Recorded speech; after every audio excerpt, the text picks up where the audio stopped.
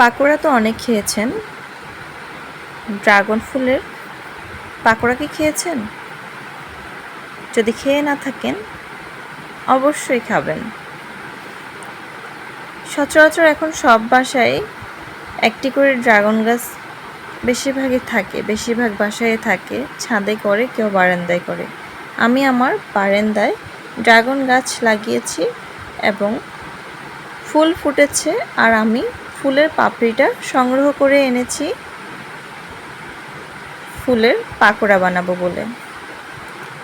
আমি কিছুটা পাপড়ি এভাবে ছিঁড়ে এনেছি, আর কিছুটা পাপড়ি অন্যরকম করে ছিঁড়েছি, যেটা আপনারা ভিডিওর যে কোনো একটা অংশে দেখতে পাবেন। এখন বৃষ্টির দিন, বেশিরভাগ গাছেই ফুলের দেখা মিলছে। ফুলগুলো 2-3 দিন পরে একদম নষ্ট হয়ে যায়, তখন কিন্তু এর দ্বারা আর কোনো পাকোড়া বানানো সম্ভব না। যেদিন ফুল ফোটে রাতে, এর পর দিন খুব সকালে ফুলের পাপড়িগুলো কালেকশন করার চেষ্টা করবেন। এখানে নিয়েছি বেসন, ময়দা, কর্নফ্লাওয়ার, লবণ, সব কিছু পরিমাণ মতো মেখে নিচ্ছি। দিয়ে দিব পেঁয়াজ কুচি। কেউ চাইলে মরিচ কুচি ব্যবহার করতে পারেন। যেহেতু আমার ঘরে ছোট বাচ্চারা খাবে, তাই আমি এখানে কোনো গোটা মরিচ ব্যবহার করিনি, অর্থাৎ কাঁচা মরিচ। গুঁড়ো মরিচ দিয়েছি। শুকনো উপকরণগুলোকে ভালোভাবে মেখে নিতে হবে। তারপর পেঁয়াজ কুচিটা দিয়ে দিয়েছি। দিয়ে দিলাম সামান্য পানি। ব্যাটারটাতে একবারে পানি ঢালা যাবে না, আস্তে আস্তে করে পরিমাণ মতো পানি ঢেলে নির্দিষ্ট টেক্সচারে আনতে হবে, যেমনটা আমরা বেগুনি বানিয়ে থাকি। আমরা কম বেশি সবাই বেগুনি বানাতে পারি। যারা পারেন না তারা অবশ্যই ইউটিউবের কোনো না কোনো ভিডিও দেখে শিখে নেবেন। তো যাতে করে পাপড়িটার গায়ে ডোটা লেগে থাকে, সেরকম করে ডোটাকে মেখে নিতে হবে। দিয়ে দিলাম একটি ডিম। এই ক্ষেত্রে ডিমটা কেউ স্কিপ করতে পারেন, তবে দিলে খুব ভালো লাগে খেতে।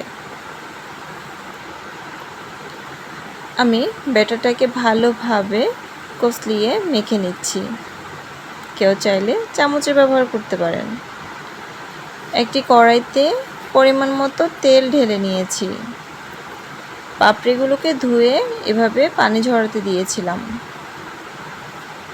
তারপর তেলটা গরম হয়ে এলে ব্যাটারের মধ্যে পাপড়ির একটা অংশ চুবিয়ে আমরা যেভাবে বেগুনি বানাই বেগুন দিয়ে, ঠিক সেইভাবে পাপড়িগুলোকে উঠিয়ে নিতে হবে। তারপর গরম তেলে ছেড়ে দিতে হবে।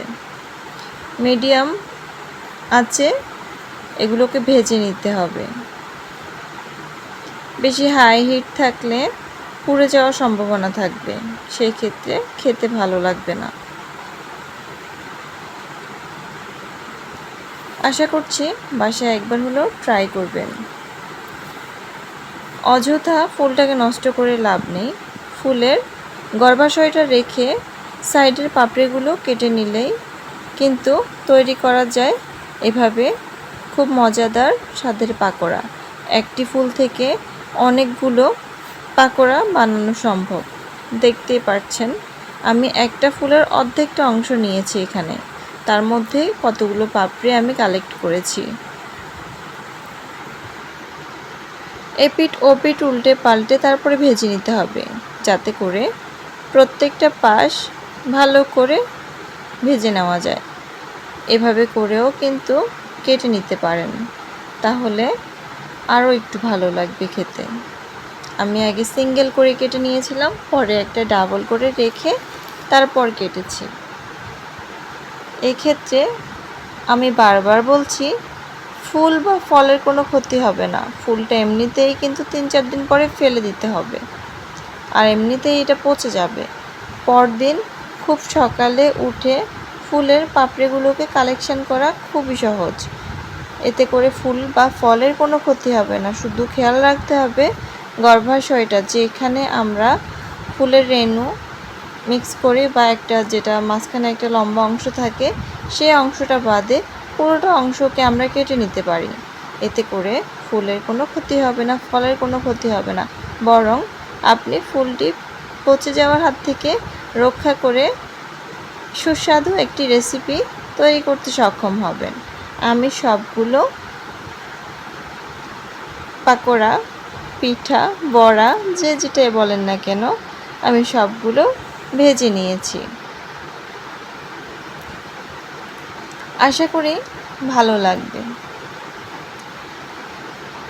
আমিও প্রথম টাইম ভেজে খেয়েছি, আশা করছি আপনারাও চেষ্টা করবেন, খুব ভালো লাগবে খেতে। অবশ্যই ডিমটা দেওয়ার চেষ্টা করবেন। ডিমটা দেওয়ার কারণে খেতে কিন্তু আলাদা একটা মজা আছে। অবশ্যই ট্রাই করবেন। বিভিন্ন ধরনের পাকোড়া আমরা খেয়েই থাকি অনায়াসে, কিন্তু ড্রাগন ফুলের পাকোড়াটা এখনও তেমন কেউ মনে হয় না খেয়েছেন। তবে আমিও আরেকজনের ভিডিও দেখে ইন্সপায়ার হয়েছি এবং কি আমি সাথে সাথে তৈরি করেছি, কারণ আমি যেদিন দেখেছি সেদিন আমার কাছে ফুল দিয়েছে। আর তো তর্স হয়নি, পরদিন সকালে ঘুম থেকে উঠে এই পিঠার পাকোড়াগুলো বানিয়ে নিলাম। যারা এই পর্যন্ত আমার ভিডিওটি দেখছেন সবাইকে অসংখ্য ধন্যবাদ জানাচ্ছি। চ্যানেলটি সাবস্ক্রাইব না করে থাকলে অবশ্যই সাবস্ক্রাইব করে বেল বাটনে অল অপশানে গিয়ে প্রেস করে দিন। তাহলে আমি ভিডিও ছাড়ার সাথে সাথে আপনার মোবাইলে নোটিফিকেশন সবার আগে পৌঁছে যাবে এবং কি আপনি সবার আগে ভিডিওটি দেখতে সক্ষম হবেন। আজকে এ পর্যন্ত, সবাই ভালো থাকবেন। আল্লাহ হাফেজ।